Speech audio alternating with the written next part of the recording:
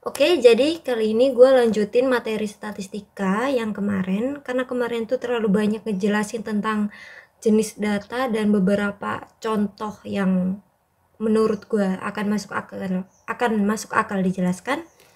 Jadi ini adalah part 2. Ya, di part 2 ini gue jelasin tentang visualisasi data, karena dalam visualisasi itu nanti akan ada rumus-rumus di bawahnya gitu, kayak ya rumus sederhana, nggak usah panik. Jadi yang pertama ini adalah visualisasi data, ya. Banyak banget dan di sini gue tampilin ada 9 ya, 9 jenis diagram gitu. Tapi yang paling umum untuk anak SMA, anak SMA itu adalah bar graph ya, line graph, terus ada pie chart juga, ada histogram, box plot kadang-kadang. Jadi untuk yang lainnya itu tidak terlalu dibahas di SMA, atau mungkin memang gak dibahas ya, kayak heat map ini untuk correlation, network graph ini udah masuk ke database gitu, ini enggak, scatter plot ini enggak juga, itu di kuliahan ada gitu, masuk statistika biar tahu ya. Jadi yang pertama gue jelasin ini bar graph, diagram bar sama histogram. Apa perbedaannya? Perbedaannya adalah diagram bar ini kan gue udah jelasin ya jenis data di video kemarin itu ya. Ini untuk data kategori, sedangkan ini untuk data interval. Jadi jelas berbeda gitu ya. Jadi perhitungannya lebih mudah yang mana? Kemarin kan udah gua ini ya explain di sini ya. Model itu dari nominal, ordinal, interval, rasio, maka semakin kompleks urutannya ke rasio. Jadi perhitungannya lebih mudah yang mana? Lebih mudah yang kategori daripada yang numerik ya, gitu secara umum ya. Tergantung datanya juga sebenarnya. Tapi secara umum kayak gitu. Jadi kategori atau bar graph ini perhitungan statistikanya itu lebih mudah dibandingkan dengan histogram gitu. Jadi rumus-rumus yang akan gue bahas itu akan berkaitan dengan histogram, line graph juga, line graph atau polygon ya, nanti ada polygon, terus pie chart gitu. Oke, itu adalah yang paling umum di materi statistika SMA. Lanjut, nah ini adalah dasar kalian mengenal statistika gitu ya, perhitungan di dalamnya gitu. Apa yang paling umum ya ini adalah box plot gitu. Kita sebutin box plot itu udah termasuk dengan nilai minimum, nilai maksimum ya kan, ada nilai minimum, ada nilai maksimum, ada median, dimana median ini adalah kuartil tengah atau kuartil 2 gitu, ada kuartil 1 juga, ada kuartil 3 juga gitu ya. Di situ udah menyangkut semuanya gitu ya, nanti ditambah dengan rata-rata juga, nanti ditambah dengan variansi juga kayak gitu ya. Jadi box plot itu adalah statistika deskriptif kalau bisa dibilang gitu ya. Lanjut ke rumus-rumus. Jadi di rumus-rumus ini gue bagi terhadap beberapa jenis perhitungan gitu ya, yaitu berdasarkan ukuran pemusatan data yang pertama, yang kedua ukuran letak ya, box plot tadi, terus yang ketiga ada ukuran penyebaran data gitu ya. Oke, jadi untuk ukuran pemusatan data itu ada rata-rata, ada median atau Q2, ada modus. Itu pemusatan data. Kenapa bisa jadi pemusatan data? Karena dalam perhitungan ini akan dilakukan pengurutan kan, biasanya statistik untuk data simpel ya, data tunggal gitu. Data tunggal itu diurutkan ya, dari nilai yang terkecil sampai ke nilai yang terbesar gitu. Jadi pusatnya kan di tengah-tengah ini. Nah, biasanya yang menempati nilai tengah-tengah ini apa ya? Tentu median, rata-rata, modus gitu. Kenapa harus ada 3 jenis? Itu akan membantu ketika kalian sudah menerapkan atau mengaplikasikan statistika dalam kehidupan nyata gitu. Kadang rata-rata itu tidak merepresentasikan rata-rata, maksudnya nanti ada outlier. Outlier itu apa? Outlier itu ada data pencilan kayak gitu-gitu yang bisa kita atasi dengan ukuran pemusatan data gitu, dalam hal analisis data gitu. Aduh, ini rumit ya. Pokoknya begitulah ya. Untuk saat ini kalian belajar dulu rumus-rumusnya nih, rata-rata, median, dan modus gitu. Jadi rata-rata kemungkinan kalian udah tahu deh ya, yaitu adalah sigma xi dijumlahkan semua datanya, nggak usah diurutin, nggak apa-apa. Untuk rata-rata dijumlahkan semua datanya terus dibagi jumlah data gitu ya. N itu jumlah data ya kan, jumlah data. X ini datanya, jadi semua data gitu, semua data dijumlahkan. Nah, ini untuk data tunggal. Untuk data berkelompok, gimana ya, tinggal dikalikan dengan frekuensinya gitu ya. Untuk data satu misalnya frekuensinya ada 3, ya dikalikan dulu, dikalikan terus dijumlah gitu. Untuk pembagiannya ini sebenarnya ya jumlah data gitu, jumlah data, tapi kan berdasarkan frekuensi gitu ya. Frekuensinya dijumlahkan semua, itu akan menjadi jumlah keseluruhan data kayak gitu ya. Mengerti, paham? Nanti ada contoh soalnya. Oke, di part selanjutnya.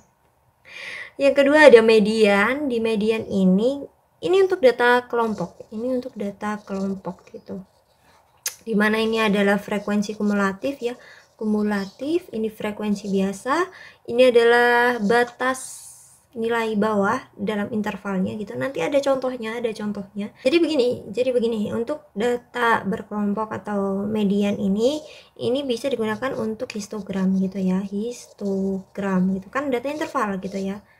Ini nih, kalau nggak ada data interval nanti bisa ada rumusnya gitu. Untuk tepi bawah biasanya dikurangi 0,5 ya kan, dikurangi 0,5. Untuk tepi atas ditambah dengan 0,5 gitu.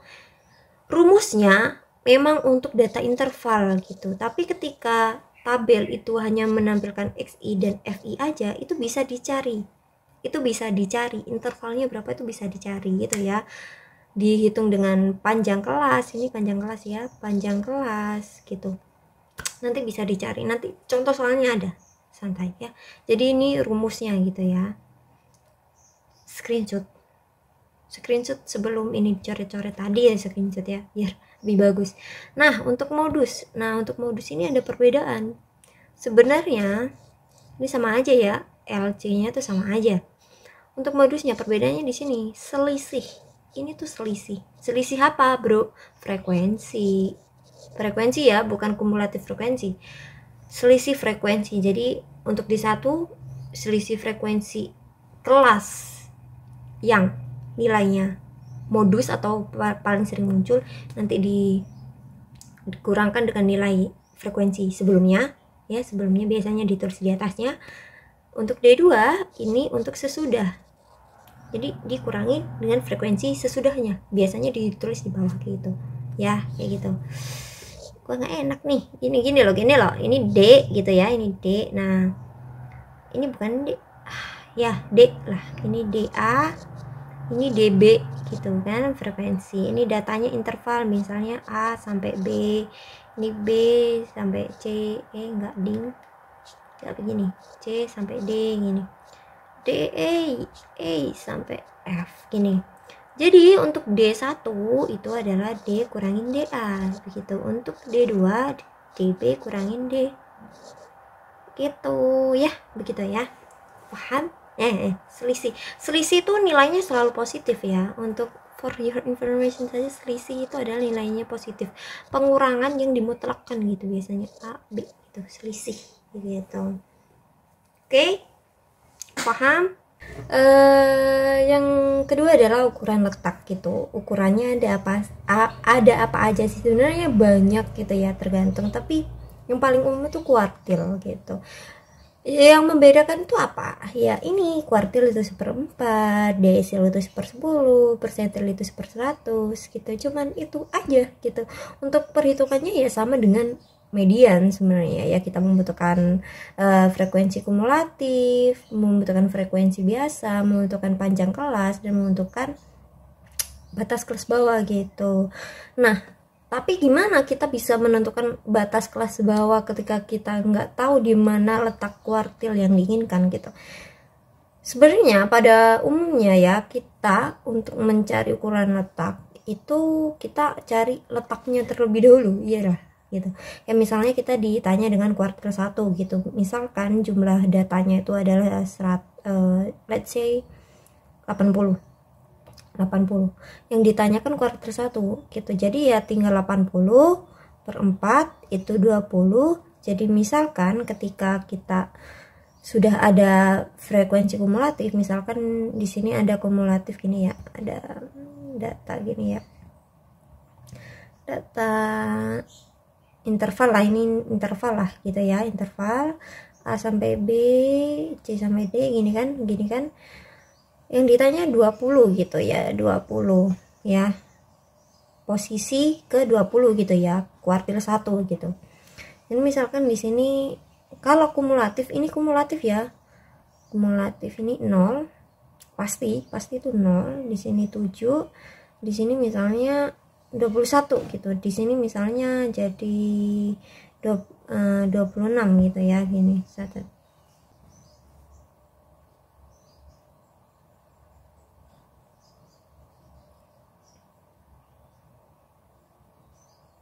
Ini ya, berarti kita tambahin frekuensi gini. Di sini ada frekuensi kumulatif. Nah, ini kelihatan di sini ada rentang, maksudnya ada data ke-20. Nah, data ke-20 ini bukan berarti ini ya, bukan yang ini, tapi yang ini, C sampai D gitu. Kenapa? Karena data ke-20 atau Q1 itu berada di sini gitu ya, berada di sini meskipun frekuensi kumulatifnya 7 gitu. Frekuensi kumulatif itu gimana? Frekuensi kumulatif gini, sebenarnya ini udah dijelasin ya di SMA ya, di SMP gitu ya. Ini FI ya, data ke-1 frekuensinya misalnya 3, data kedua misalnya 7, data ketiga misalnya 4 gitu. Frekuensi kumulatif ini 0, kan belum ditambah dengan apa-apa gitu. Nah ya kan, data kedua di kumulatif ini ditambah set gini. Nah, data ketiga tulisannya berarti berapa? 10 gitu. Data keempat nanti tulisannya frekuensi kumulatifnya berapa? 10 tambah 4 14 gitu ya, gitu. Jadi kita tinggal lihat nih frekuensi kumulatif ya berapa gitu, 20, kita lihat 21, kita ambil kelas di atasnya gitu, kelas sebelumnya gitu ya. Jadi kita bisa mengetahui bahwa Q1 berada di rentang interval atau di data kedua kayak gitu ya. Ini misalkan data kedua gitu ya. Oke, masuk sampai sini, masuk lah ya. Nah gitu, perbedaannya cuma di desil persentil ya, pembagian ini doang sih, 4, 10 sama 100 ya. Dan ini ada penjelasannya ya. L itu seperti yang gue jelasin, tepi bawah kelas, panjang kelas, selisih frekuensi. Untuk menghitung panjang kelas, kita lihat ini kan gue misalkan gini ya, kita lihat C sama D, D kurangin B ya, D kurangin B itu C, itu panjang kelas ya. Terus selisih frekuensi tadi udah ya, frekuensi kelas, ini frekuensi kumulatif. Oke, begitu. Jadi ya begitu ya untuk ukuran letak. Yang ketiga ada ukuran penyebaran data. Jadi ukuran penyebaran data itu apa? Ini ukuran penyebaran data bisa kita lihat berdasarkan diagram scatter plot. Jadi kan ini datanya menyebar nih, dari sini nanti ada membentuk model gitu, membentuk model gini biasanya seret. Nah misalnya ini diambil dengan data rata-rata ya, garis ini diambil dengan data rata-rata. Nah data-data ini menyebar di garis rata-rata atau di pusat gitu, misalnya ini pusatnya di sini, itu gimana menyebarnya? Sempit kah? Datanya sempit kah? Hanya berjarak, ini kan berjarak kecil ya, 0,25, 0,2 gitu, atau lebar gitu, satu satuan kah? Atau kalau dalam panjang misalnya 5 cm kah, 2 cm kah, kayak gitu ya. Emang lebih mudah pakai visualisasi sih kalau kalian masuk statistika, makanya masuk ya.